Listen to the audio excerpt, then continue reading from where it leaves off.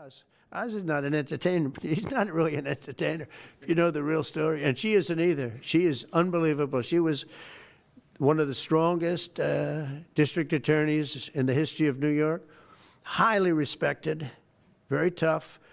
Went after the drug dealers at a level that you don't see today anymore. And hopefully she's given up a tremendous, she's leaving the #1 show on cable television, one of the #1 shows on television, period. The 5, but they've got great people left behind, but she was a big part of it. And so I equated to that. Jeanine Pirro is unbelievable. FDA Commissioner Dr. Marty McCary, with a reputation that's second to none, and the job he's doing already has been fantastic. Thank you, Marty. And Director of the National Institute of Health, Jay Bhattacharya, who has been, as you know, from Stanford, so highly regarded, and have all been working with us very hard on this. And the question they would ask, being a little bit new to the government aspect of it, is why doesn't somebody fight the drug price situation, meaning equalization? There's a term, it's called equalization. Nobody wants to mention that term.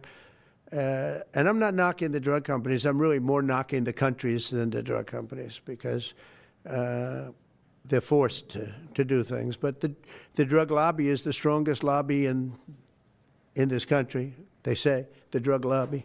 It's between that and lawyers. And they have a lot of power. But starting today, the United States will no longer subsidize the health care of foreign countries, which is what we were doing. We're subsidizing others' health care. Countries where they paid a small fraction of what, for the same drug, that what we pay many, many times more for. And we'll no longer tolerate profiteering and price gouging from Big Pharma. But again, it was really the countries that forced Big Pharma to do things that, frankly, I'm not sure they really felt comfortable doing. But they've gotten away with it, these countries. European Union has been brutal, brutal. And the drug companies actually told me stories. It was just brutal how they forced them. And European Union suing all our companies, Apple, Google, Meta. They're suing all of our companies. They end up, they have judges that are European Union-centric, and they get rewarded $15 billion, $17 billion, $20 billion, and they use that to run their operation. Not going to happen any longer, that I can tell you. So what's been happening is we've been subsidizing other countries throughout the world, not just in Europe, throughout the world. European Union was the most difficult, from what I understand. I mean, I'll tell you a story. A friend of mine who's a businessman, very, very, very top guy. Most of you would have heard of him.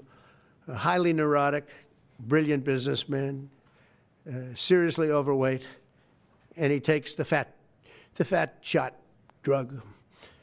And he called me up, and he said, President, he calls me, he used to call me Donald, now he calls me President, so that's nice respect. But he's a rough guy, smart guy, very successful, very rich. I wouldn't even know how we would know this, but because he's got comments. President, could I ask you a question? What?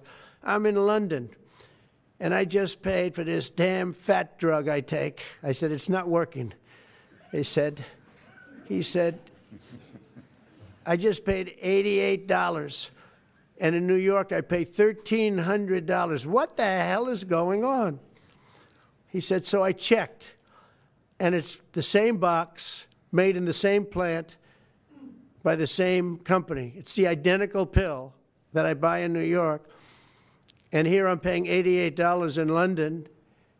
In New York, I'm paying $1,300. Now, this is a great businessman, but he's not familiar with this crazy situation that we have.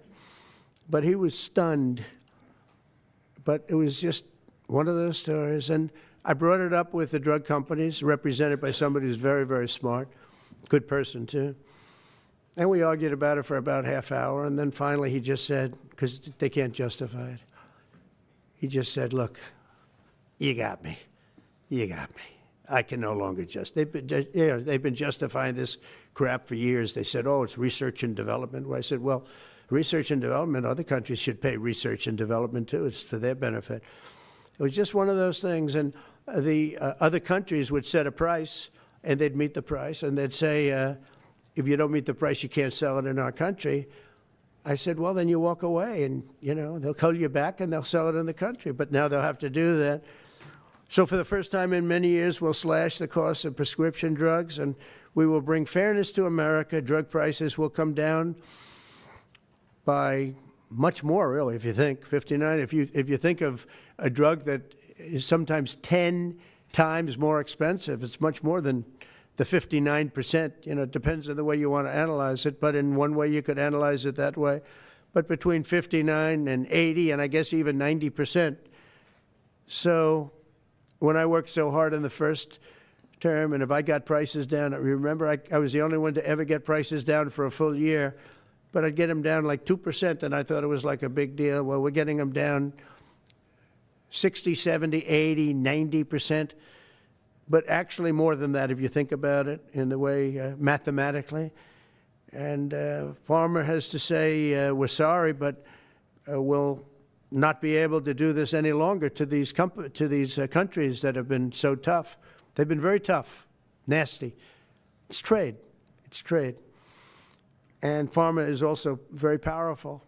And the Democrats have protected Farmer. The Democrats, this is the Democrats have protected Farmer. These are the Democrats. And by the way, I just called the Speaker of the House, and I just called the leader, our leader in the Senate, John Thune, Mike Johnson. Spoke to both of them. I said, when you score, you're going to have to score two things. You're going to have to, number one, score that hundreds of billions of dollars of tariff money is coming in.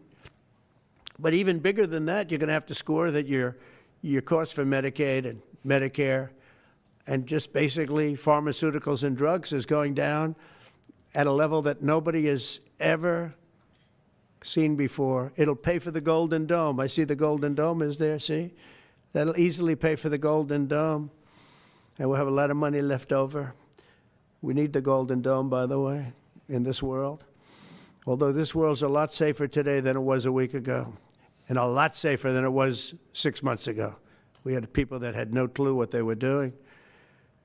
So today Americans spend 70% more for prescription drugs than we spent in the year 2000. Think of that. Our country has the highest drug prices anywhere in the world by sometimes a factor of 5, 6, 7, 8 times. It's not like they're slightly higher. They're 6, 7, 8 times. There are even cases of 10 times higher. So that you go 10 times more expensive for the same drug, that's big numbers. Even though the United States is home to only 4% of the world's population, pharmaceutical companies make more than 2/3 of their profits in America. So think of that. With 4% of the population, the pharmaceutical companies make most of their money, most of their profits from America. That's not a good thing.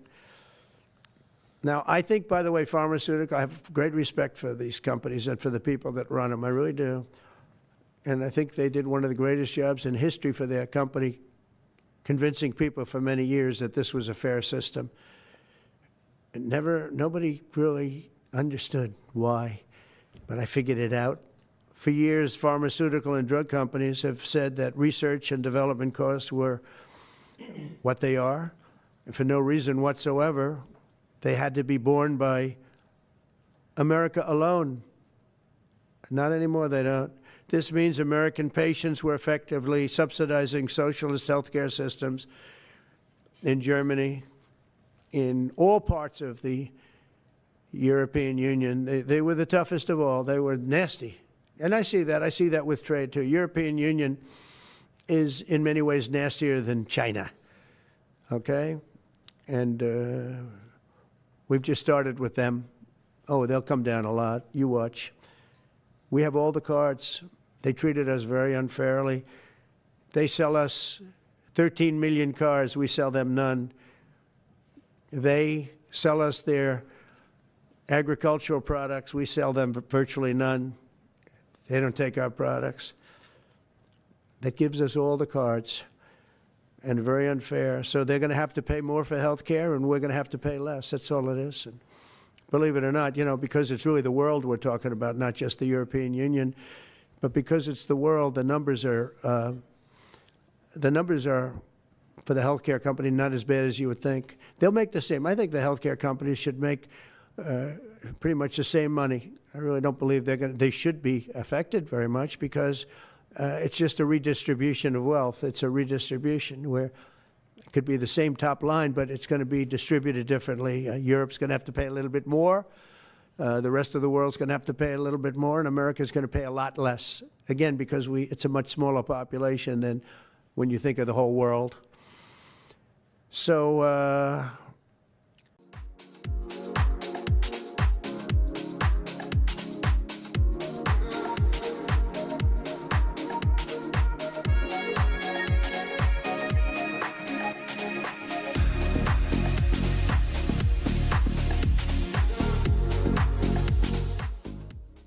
it's called Most Favored Nation. We are going to pay the lowest price there is in the world.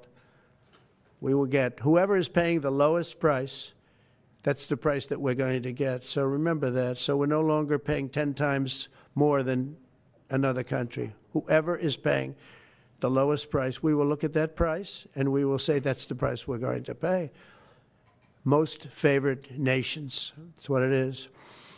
One breast cancer drug costs Americans over $16,000 per bottle, but the same drug from the same factory, manufactured by the same company, is 1/6 that price in Australia and 1/10 that price in Sweden. 1/10 for the identical product. A common asthma drug costs almost $500 here in America, but costs less than $40 in the United Kingdom. So $40 in the United Kingdom, which is where this gentleman told me he paid a small amount for his shot. But think of that. So $40 versus $500 here. That's not even bad. There are much worse examples. And the weight loss drug, Ozempic, costs 10 times more in the United States than in the rest of the developed world. 10 times more. Why? Why? What did we do? Suckers. But we never had a president that had the courage to do this. And nobody knew the system like I do. I mean, I've gotten to know this system so well. And I don't think it's fair that it benefits Obamacare. Obamacare is a failure. It's not a good health care. It works. I made it work. I had an obligation to make it work. Or an obligation to let it die. I chose that we had to make it work. I had to make it as good as possible. And I had a choice. I could have let it fail or make it as good as possible. As good as possible means it was still not very good, but it survived. And we did the right thing. But this makes everything work. And I don't want to have a bad form of health care work because of the fact I was able to cut drug prices by 80 or 90%. So we're going to maybe come up with something. I think this gives the Republicans a chance to actually do a health care that's much better than Obamacare and for less money, which if you guys would work on that along with Congress. But I do want to say that Democrats could have done this a long time ago. They have fought like hell for the drug companies, and they knew they were doing the wrong thing. And it's going to be very hard. I was just telling the leader and the speaker that it's going to be very hard for the Democrats to vote against the one big, beautiful deal. The greatest tax cuts in history, greatest everything, but now you have the big drug prices because that's going to be included. It makes that whole situation different from a scoring standpoint. I just told them, I called them up about this. I said, I'm going to do something that's going to be very monumental, and you're going to be scoring. You better tell your people that this is going to score really well, and then add hundreds of billions of dollars in tariffs to your list also. But as big as the tariffs are, this is something that really hits quickly. 5 years ago, I signed an executive order to confront this disaster, but only confront it in a minor way. It was a good confrontation, but never to this extent. And it took people a little while to understand a very complicated system. But Joe Biden, without any knowledge of what he was doing, terminated the policy and then pretended to negotiate under a new system. And then you take a look, 5 out of the 10 drugs that he negotiated are now over 200% more expensive in America than the rest of the world, and far more expensive than when he even got involved. Much more expensive than when he got involved. Joe Biden's plan was as you know, because you wrote about it, you don't say it very loudly, but it was a very big failure, was his whole presidency. First, I'm directing the U.S. Trade Representatives and Department of Commerce to begin investigations into foreign nations that extort drug companies by blocking their products unless they accept bottom line and very low dollar amounts for their product, unfairly shifting the cost burden onto American patients. And we'll be taking a look at that very strongly. The biggest thing we're going to do is we're going to tell those countries, like those represented by the European Union, that, that game is up, sorry. And if they want to get cute, then they don't have to sell cars into the United States anymore. It's a very big subject. And they won't get cute, because I'll defend the drug companies from that standpoint. They were given a price by the European unions and other countries. This is what you do. This is what we're going to pay. We're not going to pay any more. Let America pay the difference, because there was a big shortfall. Let America pay it. And that's what we did, but we're not doing it anymore. Next, my administration will secure what we're calling most favored nations drug pricing. The principle is simple. Whatever the lowest price paid for a drug in other developed countries, that is the price that Americans will pay. And we're using the term other developed countries because there are some countries that need some additional help, and that's fine. I think that's very good.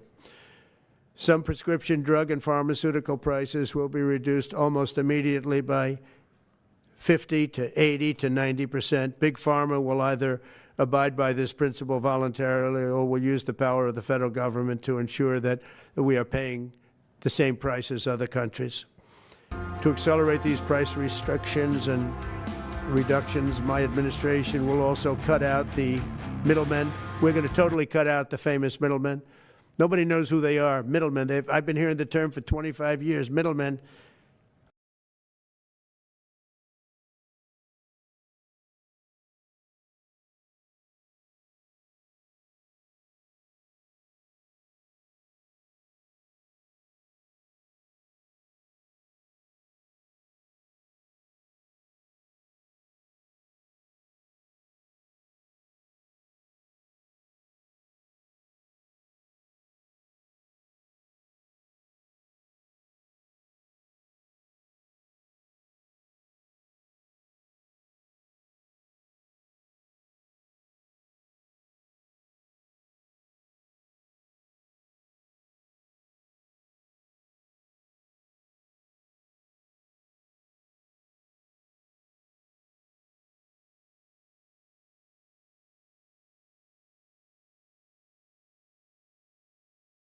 Situation, very heated situation.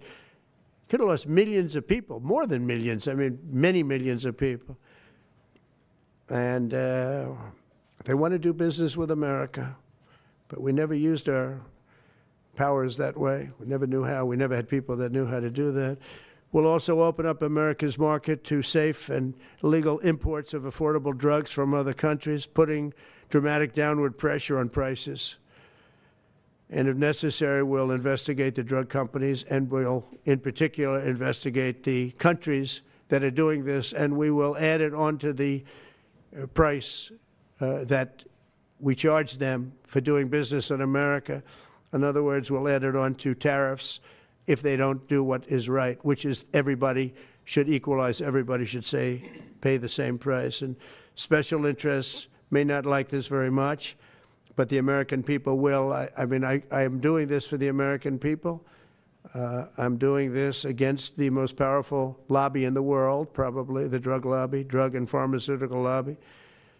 But it's one of the most important orders, I think, that's ever been signed, certainly with regard to health care or health in the history of our country, and it's an honor to be a part of it. And I'd like to ask Robert F. Kennedy to say a few words, please. Thank you. Thank you, Mr. President. This is an extraordinary day. This is an issue that, I grew up in the Democratic Party, and every major Democratic leader for 20 years has been making this promise to the American people. This was the fulcrum of Bernie Sanders' runs for presidency that he was going to eliminate this discrepancy between Europe and the United States. But as it turns out, none of them were doing it. It's one of these promises that politicians make to their constituents, knowing that they'll never have to do it. And the reason they'll never have to do it is because they know that Congress is controlled in so many ways by the pharmaceutical industry. There's at least one pharmaceutical lobbyist for every congressman, every senator on Capitol Hill, and every member of the Supreme Court. By some estimates, 3. Pharmaceutical companies, the industry itself spends 3 times what the next largest lobbyist spends on lobbying. So this was an issue that people talked about, but nobody wanted to do anything because it was radioactive. They knew you couldn't get it by Congress. We now have a president who is a man of his word, who has the courage. President Trump was taking money from the pharmaceutical industry too. I think they gave you $100 million. Yeah. But he can't be bought, unlike most of the politicians in this country. And he is standing here for the American people. I don't know what, there's writers like Lord Elizabeth Warren or Robert Reich who are saying that President Trump is on this side of the oligarchs. There has never been a president more willing to stand up to the oligarchs than President Donald Trump. And I'm very, very proud of you, Mr. President, for your courage, I'll say, because I don't want to be crude, your intestinal fortitude, your stiff spine, and your willingness to stand up for the American people. We have 4.2% of the world's population. Our country represents 75% of the revenues for pharmaceutical companies. We spend in our country $1,126 per capita on drugs. In Britain, they spend about $240. They spend 1/5 of what we do. And this is true across Europe. And the drug companies, Europeans, if you ask them, it made no sense what they were saying. America has to pay for this innovation or it's not going to happen. What President Trump is saying to our European partners is you've got to raise the amount that you're paying for those drugs and pay for your share of the... Hey you, it's me again. Are you still wondering how much it will cost you to start up a company in the UAE? Well, guess what? We have good news for you. We've upgraded our cost calculator, customized for your business requirements. Simply enter a few details and receive an estimate in seconds straight into your inbox. So yalla, don't delay. Gain insight into your financial plan and get in touch with us.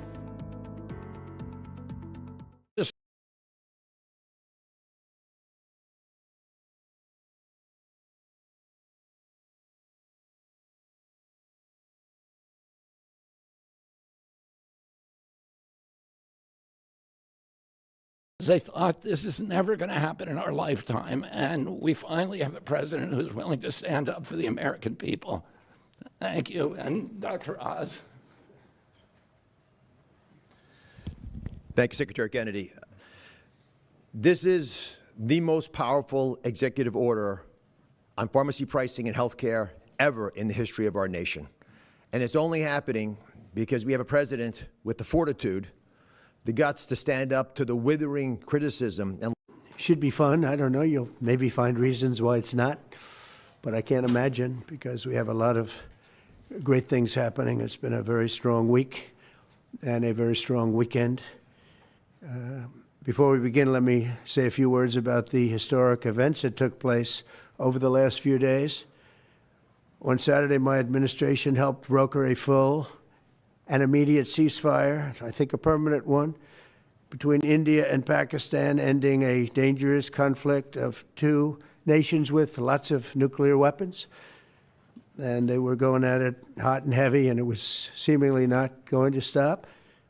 And I'm very proud to let you know that the leadership of India and Pakistan was unwavering, powerful, but unwavering in both cases, and having these, they really were, from the standpoint of having the strength and the wisdom and fortitude to fully know and to understand the gravity of the situation. And we helped a lot. And we helped also with trade. I said, come on, we're going to do a lot of trade with you guys. Let's stop it. Let's stop it. If you stop it, we're doing trade. If you don't stop it, we're not going to do any trade. People have never really used trade the way I used it. That I can tell you. And all of a sudden they said, I think we're going to stop.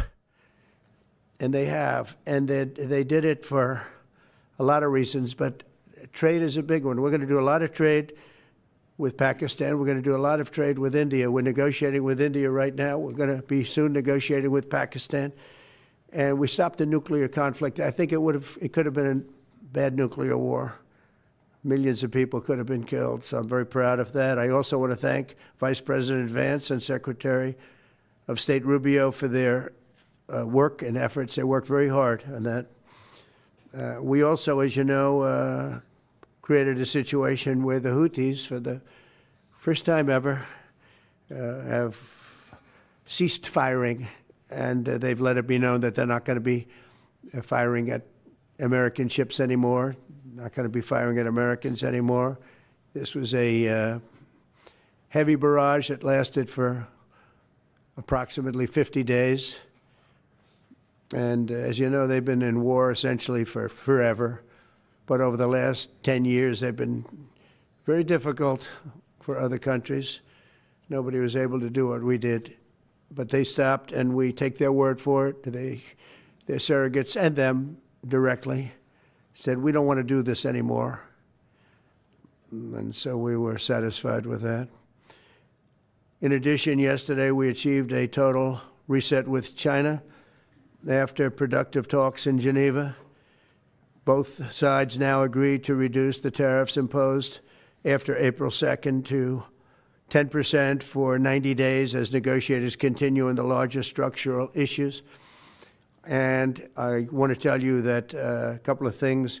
First of all, that doesn't include the tariffs that are already on, that are our tariffs. And it doesn't include tariffs on cars, steel, aluminum, things such as that, or tariffs that may be imposed on pharmaceuticals, because we want to bring the pharmaceutical businesses back to the United States, and they're already starting to come back now based on tariffs. Because they don't want to pay 25, 50, or 100% tariffs, so they're moving them back to the United States. I spoke to Tim Cook this morning, and he's going to, I think, even up his numbers, $500 billion. He's going to be building a lot of plants in the United States for Apple, and we look forward to that. I really do look forward to that. But the talks in Geneva were very friendly. The relationship is very good. We're not looking to hurt China. China was being hurt very badly. They were closing up factories. They were having a lot of unrest. And they were very happy to be able to do something with us. And the relationship is very, very good. I'll speak to President